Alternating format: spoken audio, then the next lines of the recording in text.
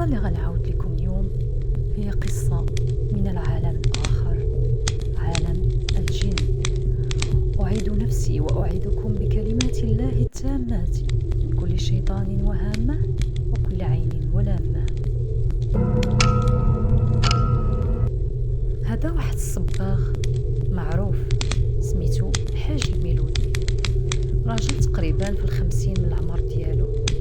كيعاودوا عليه الناس كاملين بأنه معقول في خدمته كيتقنها. واحد النهار كان جالس في القهوة، حتى جا عنده واحد الراجل طويل لابس واحد اللباس كحل، وجهو صفر بحال تقول مريض.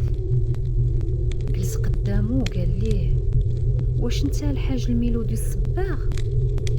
قال ليه: ايه، اخبار الخير. قال ليه: راني عندي واحد الدار بغيتك تصبغها ليا كامله، وبالنسبه للثمن راه غادي يعجبك. هذيك الساعه واحد قدامه واحد الرزمه ديال الفلوس.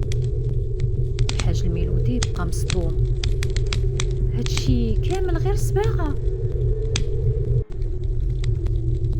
هذاك الراجل تما غير ابتسم واحد الابتسامه بارده وقال ليه: ولكن بشرط. قال لي: الحاج الميلودي شنو هو الشرط ديالك؟ قال لي: بغيت الخدمه تسالي قبل الجمعه، وخاصك تخدم بوحدك. تما الحاج الميلودي استغرب ويقول ليه: علاش بوحدي؟ قال ليه: حيت اللي جاو قبلك كلهم كانوا كيخرجوا قبل ما يكملوا الدار. الميلودي هنا غيحس بواحد شويه ديال الخوف، ولكن الطمع غلبو. شد العنوان وخات الساروت من عند الراجل، وملي رجع لدارو عاود لمرتو على كاع داكشي اللي طراليه. مرتو خافت هذيك الساعه وقالت ليه: اش بغيتي بهذا الشيء؟ اش بغيتي بهذا الصداع؟ الحمد لله انت صباغ معروف وكاع الناس كتعيط ليك. تما غادي يجاوبها الميلودي وغايقول ليها: ولكن راه عطاني بزاف ديال الفلوس. الغد غادي يمشي الميلودي للدار وما غيسمعش الهضره ديال الزوجه ديالو.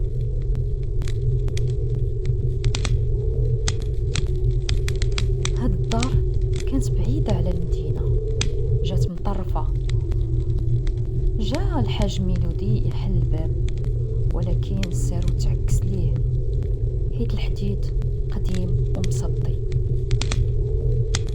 الربيع كان طالع حتى للشراجم. البلاصه كانت ساكته بواحد الطريقه كتخوف، حتى الطيور تما كانوا ساكتين. مهم بقى يتعاقر مع الباب حتى تحليه.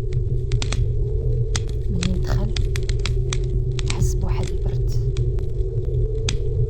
بالرغم ان الشمس هذيك النهار كانت شاعله برا.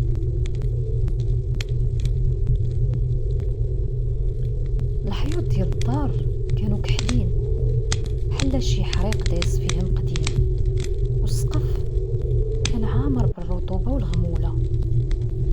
مسكين قال في خاطرو: هاد الدار خصها الخدمه بزاف. مهم بدا كيدخل في الصباغه وفي الماتريال اللي غيحتاج. بان ليه واحد الصالون كبير. قال: اول حاجه غنبدا بها هي هاد الصالون. ولكن الحاجه الغريبه اللي غتوقع ليه انه كلما كان كيدوز الصباغه بالبيض كترجع كحله من بعد شويه. ويقول الحاج الميلودي في خاطرو: يمكن هذه غير الرطوبه، خليه واحد شويه وغادي ندوز واحد الطبقه ثانيه.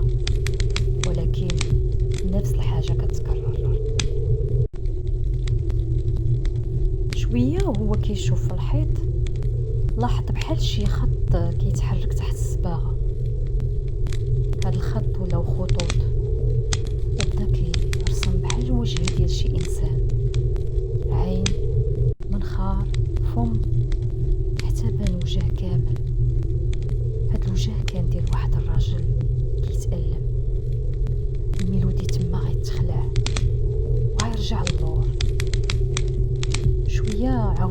الوجه ويختفي. الحاج الميلودي بقى ساكت، ومن بعد ضحك على راسو. اويلي، كبرت وهترت وبديت كنتخايل. في الحقيقة اللي معروف على الميلودي هو انه ما كيخاف من حتى شي حاجة، وكان دائما تيقول لمرتو وللناس بان الجن ما كيتخافش منهم، الجن الحقيقي هو الانسان. في الليل قرر انه يبات تما باش يكمل الخدمة بكري. اتصل بمرتو وعاود ليها على داكشي اللي طرا. تما مرتو غتقول ليه رجع، خلي كلشي ورجع بحالك. الحاج الميلودي قال مرتو، واش تي مسطيه؟ واش بغيتي نخلي انا هاد الفلوس كامله ونجي؟ سيري حتى نكمل خدمتي وراني غنجي. هذيك الليله اللي بات فيها في الحقيقه ما وقع والو، كلشي كان هادئ حتى نص الليل.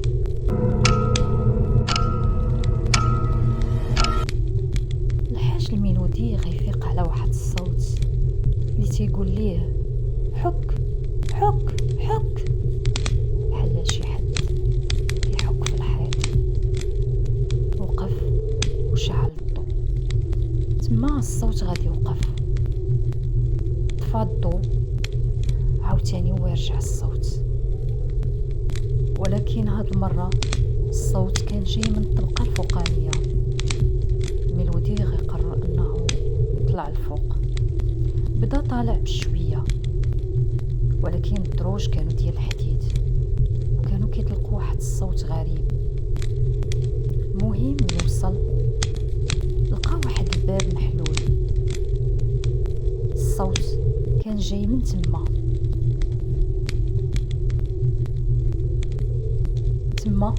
غيشوف شي حاجة اللي خلات الدم يتشمت في عروقه. الحيط كامل كان عامر بالآثار ديال يدين كبار وصغار، بحال شي ناس كانوا محبوسين داخل الحيط وحاولوا يخرجوا. في وسط الحيط كان واحد الوجه كيبان مزيان، وجه ديال مرا، وهي كتغوت غير بشويه بحال داكشي من الداخل. الميلودي بدا كيقرا القرآن. شويه هذاك الوجه فتح عينيه وتحرك، والفم ديالها بدا كيتحل شويه بشويه، حتى خرج منه واحد الصوت تيقول عاوني عاوني. الميلودي تما بدا كيجري، بغى يهرب ولكن الباب تسد بوحدو. الميلودي شد الارض وبدا كيقرا في القرآن. في الظلام بدا كيسمع اصوات كثيره، ناس كيبكيو، شي كيضحك، وشي صوت خور كيقول زيد وجه اخر. شويه عاوتاني ويرجع الضو بوحدو. هنا غيشوف واحد الراجل واقف في الجنب ديال الحيط، طويل بزاف ورقيوق وجلدو بيض بحال تقول تكبت عليه صباغه بيضاء. الحاجه اللي كتخلع اكثر هي ان وجهو ما كان فيه لا عين لا نيف، غير واحد الجلد ملس، والفم بوحدو كيتحرك. قال بواحد الصوت هاد الدار ديالنا، اش جيتي كدير فيها؟ خرج خرج. الميلودي تما ما قدرش يتحرك.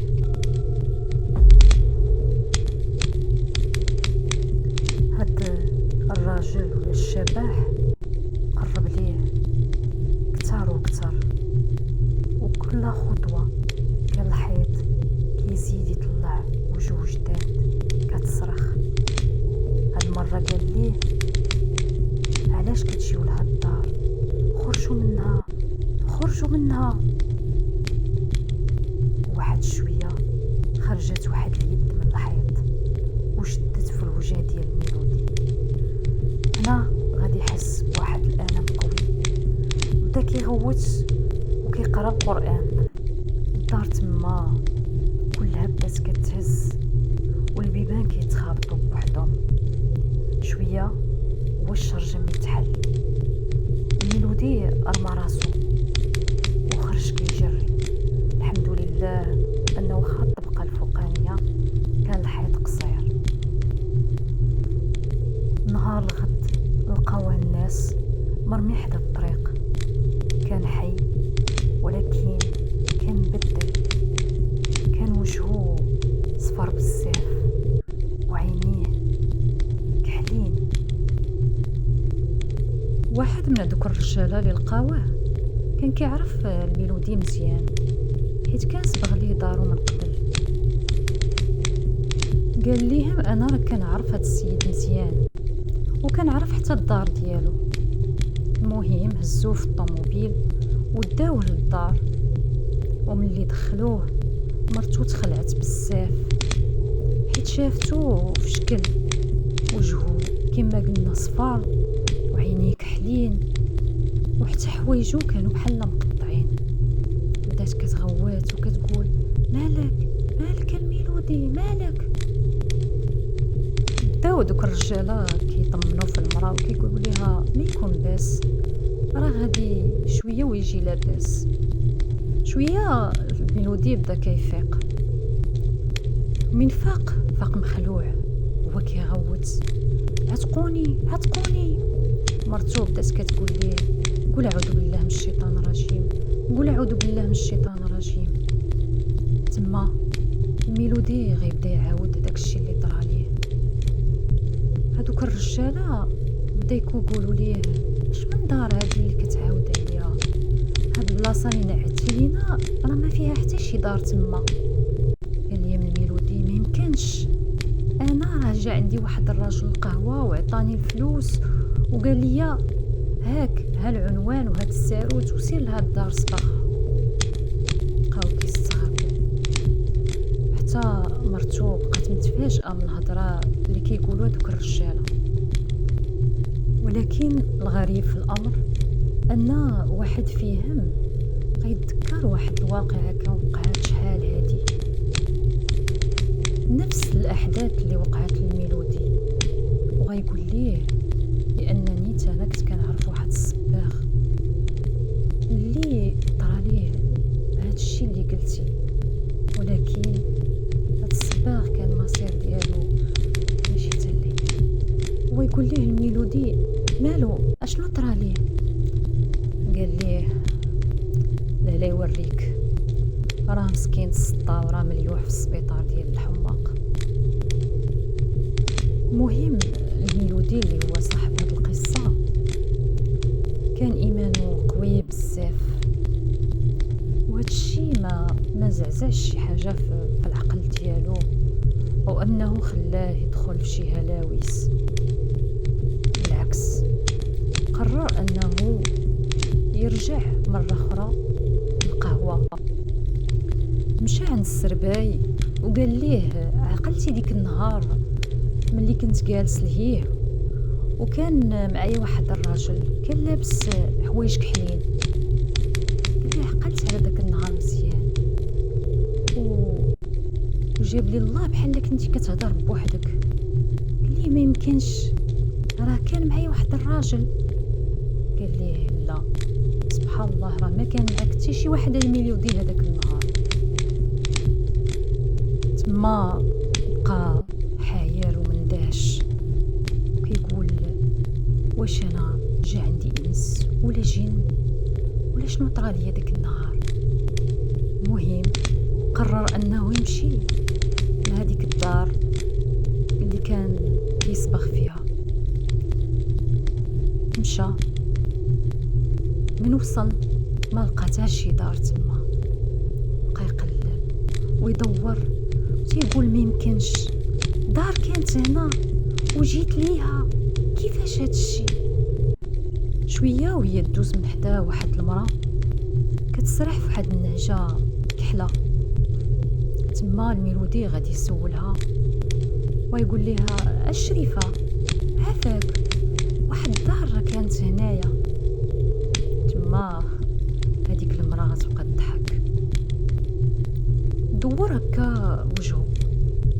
وبسرعة بغى عاوتاني يدور يزيد يسولها، ولكن ما لقاش، اختفت. تما يرجع للدار كيجري، قال لمرتو غطيني. كان عرقان كله وكله كيتسرعد. بالفعل غطاتو مرتو تخلعت عليه بزاف، مشات عند جارتها كتجري وكتعاود ليها على داك الشيء اللي طرا ليه. قالت لها لا خيتي، قالت لها راجلك خاصو شي فقيه، هادشي اللي كيعاود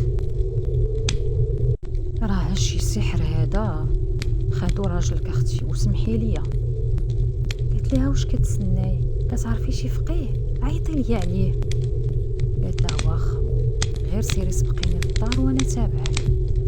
هذاك الشيء اللي كان، دخلت المراه ومعاها الفقيه، دخل وبدا كيقرا على السيد القرآن. شويه هو يفيق، فاق بحال حتى شي حاجه ما كانت فيه، وبدا كيقول لمرتو واش ما تيقتينيش مرتي، واش ما تيقتينيش. قال لي الفقيه مالك اشنو كاين؟ ايوا هو يعاود ليه على السيد اللي جا عندو وكيفاش عطاه الفلوس وكيفاش عطاه السوارت ديال الدار وكاع الحوايج اللي طراو ليه في هذيك الدار. تما الفقيه قال لي الحمد لله انت راجل مؤمن، وما كان شي واحد خور ورا دار ليه الفريخ. تما غادي يقول ليه الميلودي ولكن الفلوس اللي عطاني راه فلوس حقيقيه وها هي راه باقا عندي. قال لي الفقيه شتي هذيك الفلوس راه ماشي ديالك، هذيك الفلوس غتشدها وغادي تحرقها. قال ليه ميلودي كيفاش نحرق هاد الفلوس، واش كاين شي واحد كيحرق فلوس؟ قال ليه هذيك الفلوس راها ملعونه، ولا بقات عندك راه غطرالك انت وعائلتك شي حاجه ما هياش. بالفعل هذاك الشيء اللي غادي يدير وغادي يحرق هذيك الفلوس كامله. سبحان الله، غير حرقها هو يحس بواحد الراحه وواحد الطمأنينه، وكأن شي حاجه ما طرات ليه من هذاك الشيء. من تما هو اي دار بغى يسبخها كيمشي مع شي واحد.